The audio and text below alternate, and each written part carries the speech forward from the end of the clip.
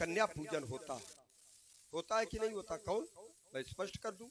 एक चैत्र नवरात्रि का समय आता है और एक शारदीय नवरात्रि का समय आता है, और उसमें कन्या पूजन आप लोग करते हैं, उनको भोजन भी कराते हैं, उनसे आशीर्वाद लेते हैं। कन्या पूजन आप क्यों कराते हैं? क्योंकि वो देवी स्वरूपा होती है। कोई प्रथम दिन, कोई दूसरे दिन, कोई तृतीय दिन, कोई चतुर्थ दिन, और प्रत्येक दिन जो कोई 9 दिन भोजन कराता है, उनका पूजन करता है। जो प्रथम दिन कराता है, प्रथमम अलग अलग रूप हुआ करते हैं। प्रथमम शैलपुत्री चा, द्वितीयम ब्रह्मचारिणी, तृतीयम चंद्रघंटे थी, कुसुमांडे चतुर्थकम, पंचमम स्कंद माते थी, षष्ठम कात्यायनी चा, सप्तम कालरात्रि थी, महागौरी चा, अष्टमम नवमम सिद्धदात्री चा। हृदय से साधुवाद है, देखिए वो जानती हैं क्योंकि वो कन्या पूजन कराती हैं। होना भी यही चाहिए क्योंकि ये सनातन धर्मावलंबियों की समाज है। लेकिन कन्या कितनी उम्र की होनी चाहिए, कितनी अवस्था की होनी चाहिए? कभी विचार किया? 8 वर्षे भवेत कन्या। कन्या कब तक पूजनीय है? 8 वर्षे भवेत कन्या, 9 वर्षे कुमारिका, 10 वर्षे भवेत गौरी, 10 पश्चाते विवाहिता। 10 वर्ष। और जब 6 वर्ष की कन्या का राजा जनक जैसे विवाह कराने लगेंगे और राजा जनक का आदर्श ये समाज मान करके विवाह करने लगेगी अपनी कन्याओं का, तो फिर ये पूजन करने के लिए सनातन धर्मावलंबी कन्याओं को कहां से प्राप्त करेंगे? इसलिए बलपुत्र सावधान। बड़ा अच्छा विधान निकाला है कि अगर कन्या का विवाह हो गया तो कन्या कहां से पाओगे? तो श्रीमान जी, जब मैंने तुमसे बता ही दिया कि महाराज जनक जो कर रहे हैं विवाह सीता का, वीर की खोज, और दूसरी बात तुमने कहा जो जनक करेगा तो संसार करेगा, फिर कन्या कहां से मिलेंगी? तो श्रीमान जी, अगर कन्या का विवाह भी होगा तो फिर कन्या उत्पन्न होगी क्या? भाई बात मेरी क्या है, समझ नहीं रहे हो? नहीं, कन्या उत्पन्न होगी क्या? कन्या उत्पन्न होगी, मैंने क्या कहा? अगर माना जनक की बात को मानकर ये समाज 6 वर्ष में शादी करेंगे तो 6 वर्ष के पहले भी तो कन्या होगी, है ना? अगर माना जनक की बात को मानकर समाज भी शादी करना चाहे तो ऐसा होगा नहीं। जो महाराज जनक कर रहे हैं शादी नहीं, वैसा नहीं होगा, विवाह नहीं होगा, क्योंकि सीता साधारण नहीं है। ये समाज की कन्याओं से सीता की उपमा मत करो, और न से तोड़ने वाला साधारण होगा, ठीक है ना? वीर की खोज है, किसी वीर के द्वारा इसका खंडन होगा। अब तुम कहोगे राजा क्यों आए हैं? ये कहोगे तुम जानते हैं कि राजा क्यों आए हैं? अरे तुम कहोगे हम जानते हैं कि राजा क्यों आए हैं। तो श्रीमान जी, यहाँ वीर की खोज है। वीर की खोज है। बिल्कुल, इसके माध्यम से जो से चढ़ाएगा, तोड़ेगा, उसी के साथ सीता का संस्कार। अच्छा, एक बात ये बतला दो, हम तुम्हारी बात पर आ रहे हैं। बताओ। कह रहे हैं कि ये वीर की खोज है, तो वीर की खोज क्या तोड़ने से प्राप्त होती है कि उठाने से? भाई, वीरता का प्रमाण पत्र हमें मिला, कब मिला? कौतुक ही कैलाश पुन लीन्हे से जाई उठाए। जिस समय मैंने कैलाश पर्वत को उठाया, समस्त संसार जान गया कि रावण वीर है। तुमने सकई उठाई सरासुर मेरु, तुमने सुमेर पर्वत को उठाया, तुम भी वीरता का प्रमाण पत्र तुम्हें भी मिल गया। अब जो इस धनुष को उठाएगा भाई, उसे भी वीरता का प्रमाण पत्र मिल जाएगा, वीर की खोज हो जाएगी। ये कहाँ का नियम है कि जो तोड़े? ये जनक का नियम है, जनक का नियम है, जबरदस्ती वाला नियम है। हाँ, उनके प्रतिज्ञा है। अच्छा, ये जबरदस्ती वाला नियम है, उनकी प्रतिज्ञा है। बिल्कुल। अगर राजा जनक अगर जबरदस्ती कोई कार्य करे तो वो धर्मात्मा है, और रावण अगर करे तो वो पापी आए। हो पापी, तुमसे बड़ा पापी हुआ है। राजा जनक अगर धनुष को तोड़वाए तो धर्मात्मा, और कैसा धनुष? देव रात को धनु दियो, हर्षित हृदय महेश। भगवान शंकर ने प्रसन्न होकर के, और राजा जनक के जो पूर्वज थे देवरात, उनको ये धनुष दिया। किस लिए दिया? क्या तोड़ाने के लिए दिया? इष्ट मान पूजत रहे, मैथिल सबई नरेश जितने और राजा जनक के पुरखा हुए, और राजा जनक ये आरती आय करते रहे हैं, ये पूजनीय है और राजा जनक के पुरखों के द्वारा नहीं। श्रीमान जी, ये तुम्हारे द्वारा भी पूजनी, हमारे द्वारा भी पूजनी, इस समाज के द्वारा भी पूजनी, इस समाज के द्वारा ही नहीं। इमे द्वे धनुषी सृष्टे दिव्य लोका भी पूजते, ये लोकों में पूज्य है। और जब लोकों में पूज्य है तो ये राजा जनक के बाप की धरोहर नहीं है। देखिए, रुक जाओ, ये विश्व की धरोहर है और राजा जनक को अधिकार किसने दे दिया? श्रीमान जी, तुमने कहा विश्व की धरोहर है, तो विश्व में कोई आके रोक लगाता, किसी ने रोक नहीं लगाई। जिसकी धरोहर है, जिसकी यहाँ पूजा की गई, आज से नहीं 16 वर्ष पीढ़ी से पूजा हो रही है, तुम्हारी थी, तुम ले जाते अपने घर में पूजा करते। आज बड़ी अम्मा बने घूम रहे हो कि विश्व की है, हमारी है, तुम्हारी नहीं है, हमारी नहीं है, जिसको दिया गया है आज उनका है, ठीक है ना। अब तुम कहते हो रावण पापी और जनक पापी। जनक कौन सा पाप करा रहा है?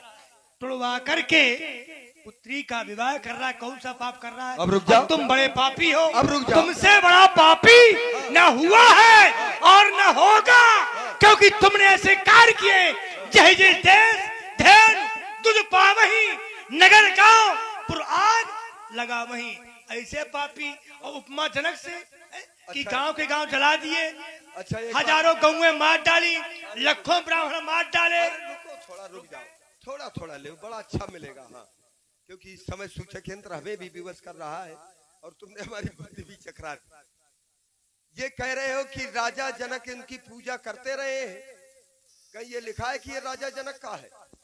अच्छा, ये बताइए भाई, अगर देखिए, हम बात ऐसे नहीं करते थोड़ी कि ऊपर ऊपर निकल जाए। थोड़ी थोड़ी भाई, अगर कहीं ये प्रमाण हो कि ये धनुष राजा जनक का है, तो हम स्वीकार कर लेंगे कि भाई राजा जनक इसको, अच्छा, भाई अब राजा जनक का है, चाहे उनको तोड़वाए और चाहे लटकाए, हम भी स्वीकार करेंगे। ठीक है, थोड़ी ले। हाँ, थोड़ा। जनक का है कि नहीं उत्तरवान? श्रीमान जी, जनक के पूर्वज आज तक पूछते चले आए, तुम्हारा अधिकार था तो क्यों नहीं पूजा करने आए? हमने पूछा क्या? हम चल रहे हैं पूर्व की ओर, तुम चल रहे हो पश्चिम की ओर।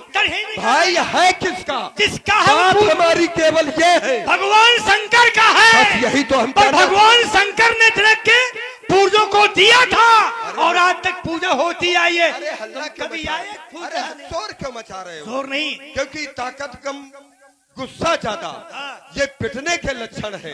आमद कम, खर्चा ज्यादा, ये मिटने के लक्षण है। हमने सरल ढंग से पूछा था आपसे कि ये है किसका? बातें बहुत बनाई, समय का भोजन किया और उत्तर बाद में यही निकल करके आया कि भगवान शंकर का है।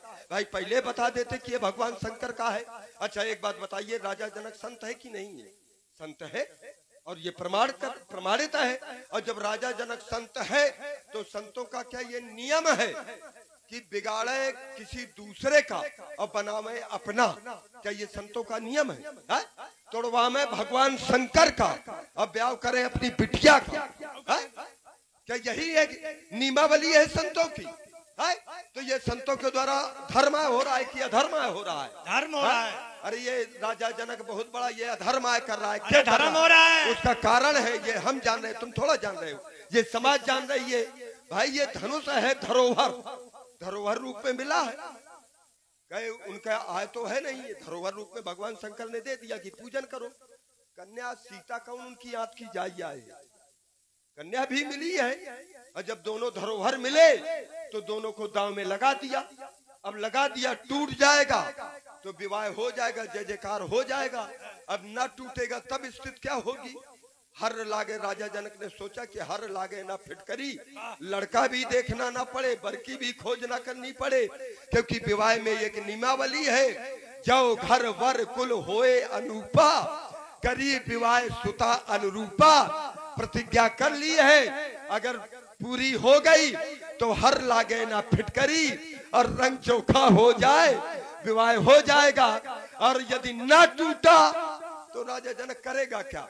थोड़ी देर रो लेगा और समाज से कह देगा तजहुआ से निज निज गिर जाऊं। यही नियमावली है। तुम सब जानते हो, आगे पाछे सब जानते हो। नहीं, श्रीमान जी जो तुम बात कर रहे हो घर भर कुल होए अनूपा, अगर महाराज जनक इसकी खोज करेंगे किसकी, ये सब मानो के अवतारी जो बैठे हैं, ये माँ के पेट से पैदा हुए सब, और सीता भूमि से पैदा हुई है। सीता अलग कन्या है, ये भी अलग अलग हम भी अलग है, हम भी अलग है, हम भी अलग है। सीता है असाधारण, तुम बार बार वही बात कह रहे हो। सीता है असाधारण, साधारण नहीं है, असाधारण ये तुम कह रहे हो। धनुष भी है असाधारण, तो फिर तोड़ने वाला भी होगा असाधारण। तो रावण भी कौन साधारण आए, रावण भी तो असाधारण है। अच्छा रुक जाओ एक मिनट, अब क्यों है, रुक जाओ एक मिनट, ईमानदारी से इधर आओ।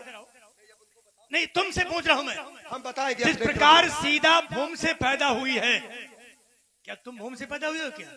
अच्छा ये धनुष कहाँ से पैदा हुआ है? धनुष कहाँ से पैदा हुआ? निर्माण किया गया है। तोड़ने वाला कहाँ से पैदा होगा? अब उसको क्या तुम जानते हो? अब उसको नहीं कोई जानता कि तोड़ने वाला कहाँ से पैदा होगा। जरूरी थोड़ा है कि क्योंकि साधारण के द्वारा नहीं टूटेगा। पहले ये जरूरी नहीं है कि कन्या अगर धरती से पैदा हुई है तो तोड़ने वाला भी धरती से ही पैदा हो, ये जरूरी नहीं है, आवश्यक नहीं होता है। ना धरती से पैदा हो, बात अपनी जगह रहो। तुमने कहा कि मैं भी असाधारण हूँ, बिना पेंदी के लोटा न बनो। तुम बने, हम नहीं बने हैं। अब मैं बता रहा हूँ मैं कैसे असाधारण, मैं बता रहा हूँ, नहीं अपने आप को सिद्ध कर देना श्रीमान जी, कर दो। मैं बता रहा हूँ भाई सीता है असाधारण, तुमने कहा धनुष भी है असाधारण, तो तोड़ने वाला भी होगा असाधारण। और मैंने कहा कि रावण भी है असाधारण। अब कैसे है रावण असाधारण? क्योंकि दैवाधीनम जगत सर्वम, ये संसार किसके अधीन है? देवताओं के। और देवता किसके अधीन है? देवता है रावण के अधीन। कर जोरे हाथ जोड़े खड़े रहते, कर जोरे सूर्य से विनीता। और जब देवताओं को जिसने झुका लिया हो, क्या वो साधारण हो सकता है? जब साधारण नहीं तो रावण भी है असाधारण। और रावण असाधारण, सीता असाधारण, धनुष असाधारण, तोड़ने वाला असाधारण, तो फिर तुम साधारण बीच में उछल कुदल बरसाती में ढक क्यों लगाए हो? ये अजगौ थी नहीं किसी की, ये अजगौ विश्व बपौती है। और जिसने दैत्यों का दलन किया उसकी ऐसी ठकरौती है कहाँ छुपा वो नर नहा। तुम्हें थोड़ा देखने के लिए आया हूं मैं तो उसको देखने के लिए आया हूं। वो हमको समझे और हम उसको समझे।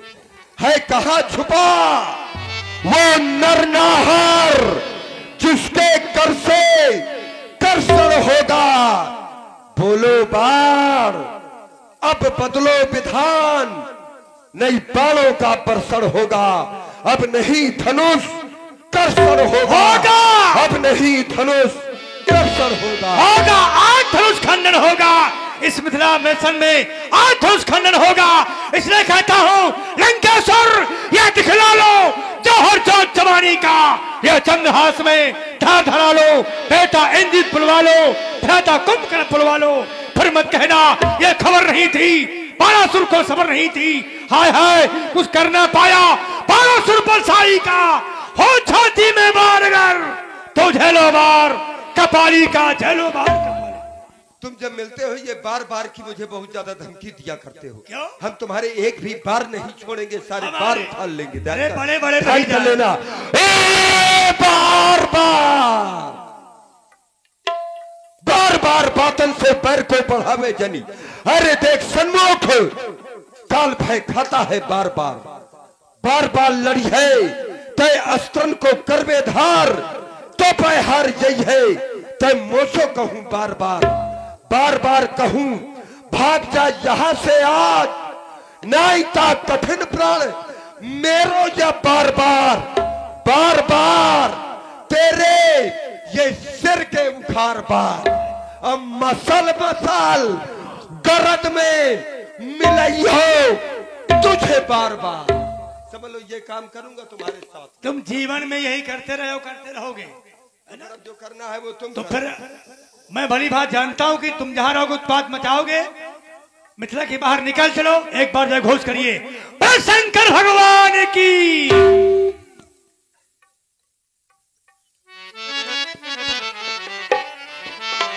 भूत भवन भोलेनाथ के पिनाक, मेरा यहाँ पर आने का एक ही उद्देश्य था और उद्देश्य था उस परमात्मा की खोज।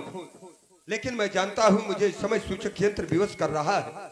मेरी आपसे एक प्रार्थना है, क्योंकि ब्राह्मणों ने हमें पूर्व जन्म में श्राप दे दिया, हम राक्षस बन गए पूरे परिवार के सहित।